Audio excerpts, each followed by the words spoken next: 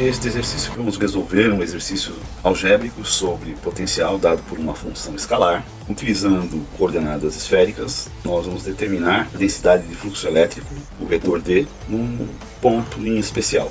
Temos que nos lembrar que o gradiente de um campo escalar é um vetor. Esse vetor representa a magnitude e também a direção, a orientação da máxima taxa espacial da variação do potencial. Na verdade, o campo elétrico é o gradiente do potencial. Por isso, o campo elétrico está na mesma direção do potencial. Outra questão importante, especialmente para esse exercício, é que o ponto onde nós estamos colocando o fluxo que nos interessa, o cálculo, está num ponto em particular. Bom, o potencial é dado pela função V igual a 9 sobre R, cosseno de θ, vezes cosseno de φ.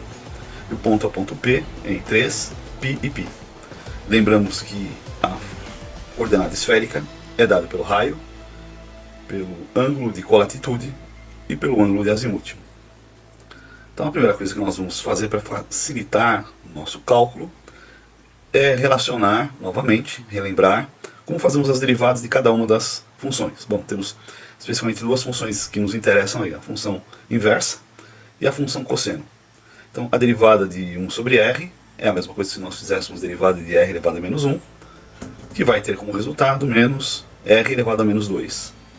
Aplicação simples de derivada, derivação da função. Já a derivada de uma função cosseno de alfa em relação a alfa é igual a menos seno de alfa. E tudo que não for em relação aos derivandos, as derivadas propriamente ditas, consideraremos como constante. Então vamos agilizar que as constantes estão presentes, a derivada de uma constante é zero e levaremos em consideração a regra do produto. E assim facilmente se resolve esse exercício. O mais importante é lembrar que o gradiente do potencial de uma função esférica é calculado como menos nabla de V é igual a menos del V del R na direção do vetor ou do versor, ou do vetor unitário, melhor dizendo, AR, mais 1 sobre R del V del θ na direção do vetor unitário do versor Aθ, mais 1 sobre R vezes seno de θ, não podemos esquecer esse termo, del V del φ na direção do versor Aφ. Então nós estamos derivando em relação ao raio, derivando em relação à colatitude e derivando em relação ao azimuth.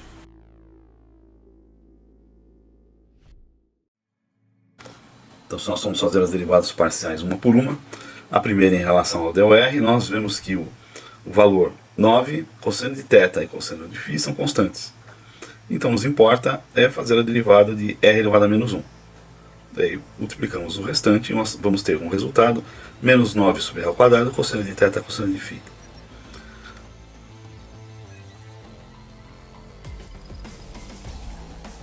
A próxima seria 1 sobre r del θ do valor, considerando 9 sobre r cosseno de φ como constantes. E aí nós vamos derivar apenas o cosseno de θ. E vamos ter como resultado final menos 9 sobre r seno de θ cosseno de φ.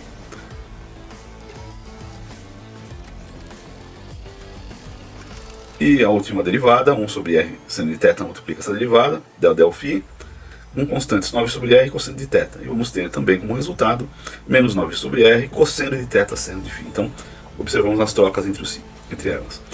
Nesta última derivada, pegamos o 1 sobre r seno de θ e aplicamos. Nós vamos ter então como resultado, na divisão do próprio seno de θ, cosseno de θ sobre seno de θ, nós vamos ter a cotangente de θ, e o 1 sobre r vai ficar 1 sobre r ao quadrado.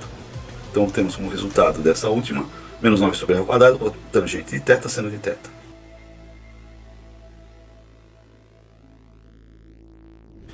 Agora basta aplicarmos os pontos para cada uma dessas derivadas.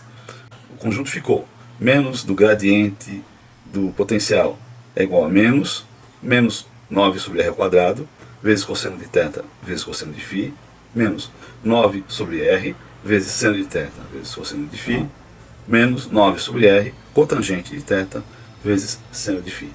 E isso nós vamos calcular para o ponto 3, π e π. Então 3 é o nosso raio, π será a nossa colatitude e π o azimuth. Substituindo todos os valores, nós podemos calcular um por um. E aí nós vamos ter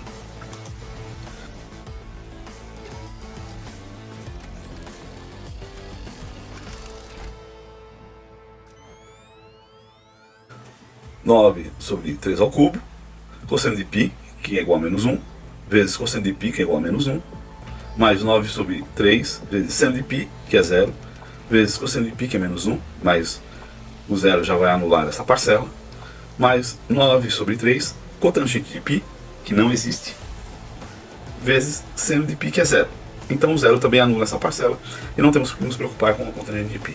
Como resultado, o campo em 3π π vai ser igual a 1 volt por metro.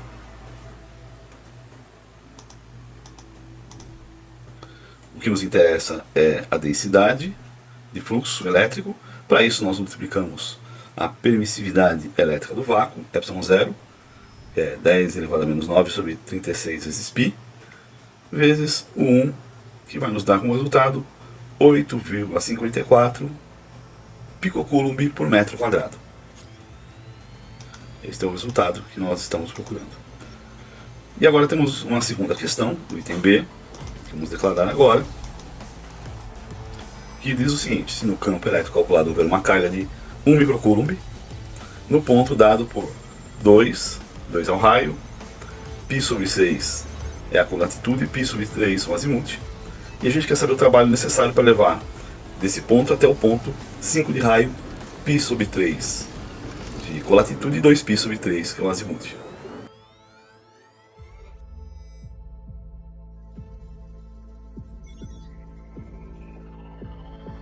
É mais simples de resolver, porque nós temos já enunciado o valor do potencial de maneira algébrica, basta substituirmos os pontos, os valores. Relembrando que o trabalho é igual ao negativo de Q vezes a integral de A até B da intensidade de campo elétrico, produto escalar infinitésimo do caminho, da linha. Então, menos Q, integral de A até B, do início até o fim, do vetor E, produto escalar vetor dr. Isso é igual a Q VB menos VA, ou seja, a carga vezes a diferença de potencial entre B e A. Então, para simplificar, vamos primeiro calcular qual seria o potencial em relação a VB, em relação a 1 infinito. Nós vamos ter aqui, substituindo os valores, né, nós temos a função que é dada. Então, substituindo os valores em VB, vamos substituir. O raio é 5, o ângulo θ é π sobre 3, o ângulo φ 2π sobre 3. O cosseno de π sobre 3 é meio, o cosseno de 2π sobre 3 é menos meio. Temos como resultado menos 9 sobre 20, que nos dá menos 0,45. Então esse seria o valor em VB.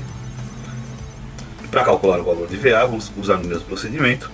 Vamos substituir então o raio, que é 2, o θ é π sobre 6, o φ π sobre 3. Cosseno de π sobre 6 raiz de 3 sobre 2, cosseno de π sobre 3 é meio.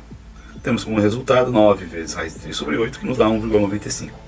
Mudando, colocando todos os valores na equação, nós vamos ter 1 microcoulomb vezes menos 0,45 menos 1,95.